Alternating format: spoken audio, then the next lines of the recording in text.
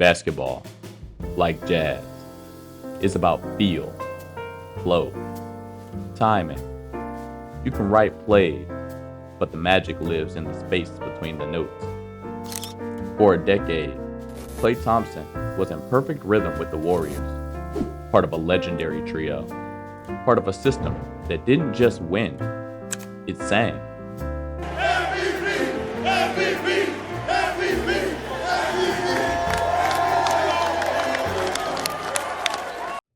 Now, he's somewhere else, searching for rhythm in a new band.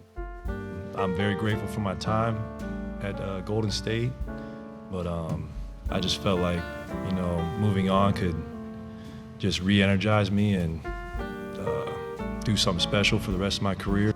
And maybe, quietly wondering if he walked away from the only stage that ever truly fit him. In Golden State, Klay didn't just find success. He found harmony.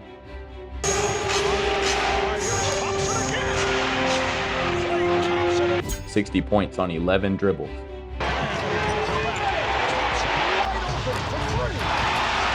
Game 6 Klay.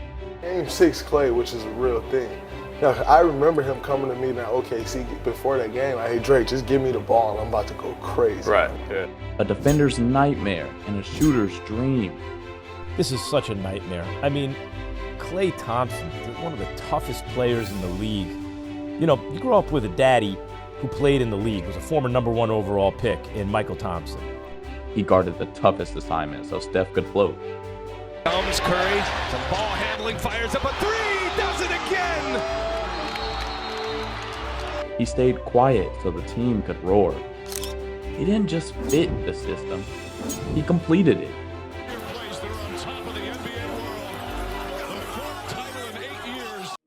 Then came the injuries. Thompson grabs his left knee, now writhing in pain. 2 years, gone. Torn ACL, torn Achilles. Many players don't come back from one. Klay came back from both. And the Warriors stood by him, paid him, believed in him. What hurts the most, and speaking on behalf of Klay, we will move on and we will be okay and he will be okay. Let him be himself when he returned, even if he wasn't quite the same. Pull out the ball, Thompson, layup is good. And yet, in 2022, he helped them win it all again. But as time passed, the struggle grew. Klay wanted to remain who he was. Thompson from the angle. But the Warriors were evolving. Younger players were coming in. The game was changing. The front office asked him to take a smaller role. Not out of disrespect, but necessity. I was talking to Klay a little bit in the fourth quarter on the bench, and, we got a lot of young guys. We got a lot of guys with almost zero to none experience. Still, for a player who'd fought his way back, who'd helped bring 4 titles to the Bay, it didn't feel right. He wasn't betrayed by Steph or Draymond. But the front office? That stung. They offered him 2 years, $48 million, while others around him like Poole and Draymond were being handed 9-figure deals. And this wasn't just business to Klay. He'd once been paid like a star while injured. Now, when he wanted to prove himself again, they lowballed him because of the risk, the age, the decline. Klay told Steph and Dre not to interfere. He wanted to handle the talks on his own merit. Steph said he'd honor that, but it wouldn't stop him from putting pressure on the front office anyway. The players wanted him to stay, but the outcome was already in motion. So when the summer came, he made a choice. He left. And on paper, it looked like the right move. Dallas had just been to the finals. Luka was ascending. And that's a nice. Kyrie was locked in. Irving, backdoor cut, knocks it down. A number of teams wanted Klay. Even LeBron considered taking a pay cut to bring him to LA. But Klay chose Dallas. Less pressure. Dallas was so attractive because of the young players they have, the style of play, the world-class. a clear third option behind two stars. It wasn't a rebuild, it was a reload. When I was watching the playoffs and I'm watching the Mavs, make a run for the championship, I just saw myself fitting in really well with this team and the personnel. And Klay would bring championship pedigree, floor spacing, veteran poise. This was supposed to be the next great run.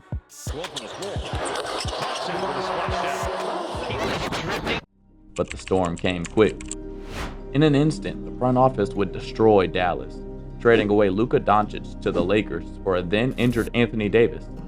It was great. I already know some of the guys, some of the coaches. Unfortunately, I can't play tonight. I'm excited to get on the floor with these guys, though, but it was a great shoot-around. AD would then go on to get hurt again in his first game with the Mavs. Assist for Anthony Davis. Anthony Davis went down to get hit in the midsection. Kyrie tried to carry the load until he tore his ACL. And just like that, the promise fell apart. And tonight both Hardy and Kai go down, and so we're running out of bodies here. The Mavericks missed the playoffs, knocked out in the play-in. Unfortunately, we didn't shoot the ball straight. We had some great opportunities that just didn't fall for us. A lot of balls were in and out tonight. And Klay, he was caught in the chaos. Meanwhile, in the Bay, the Warriors kept pushing.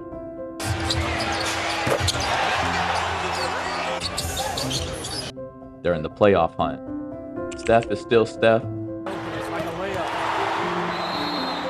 Ryan King calls time. Stephen calls. Draymond is still barking. And a new generation, Podziemski, Kuminga, Moody, rising under their guidance. Here is Podziemski with the drive. First team all rookie. Moody splash. Klay had a home, a culture, a purpose. In that first half, 8 of 18. Klay Thompson nails the three-pointer. That's his first from downtown. And now, he watches from afar, says all the right things, tells the media he still believes in Dallas, still believes in himself. I think my game complements the roster very well, especially from a perimeter scoring aspect, I think. But belief doesn't erase regret. Not when the team that once stood by you through injury, doubt, decline is still dancing, and you're no longer part of the song. Having Klay head on to Dallas, it's tough. It's something that I never imagined. Klay Thompson was never just a shooter. Gets to Thompson. He was a warrior.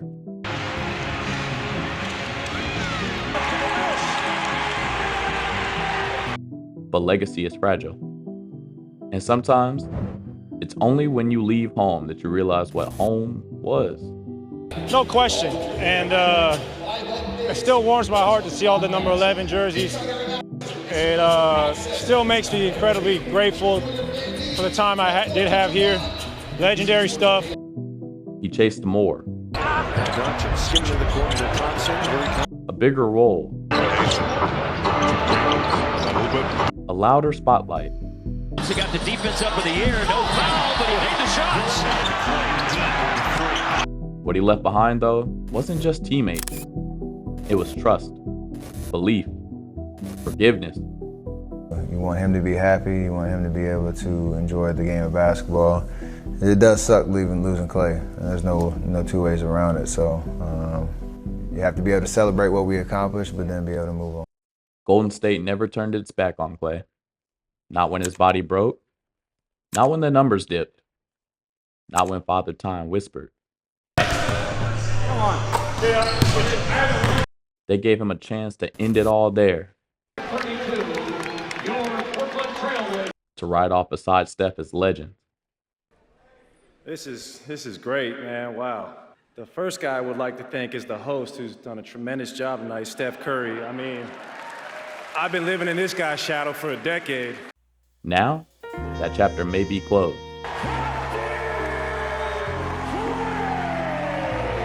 And the next, still unwritten. but already full of questions. Some players chase greatness. I feel confident because I'm the best player in the world. Others leave it behind, hoping to find something new. But Klay Thompson already had a legacy. The unselfish play. From three. With the passing lane, comes over the steal. Built in silence, in motion, in goal, and maybe, just maybe, the silence now is regret.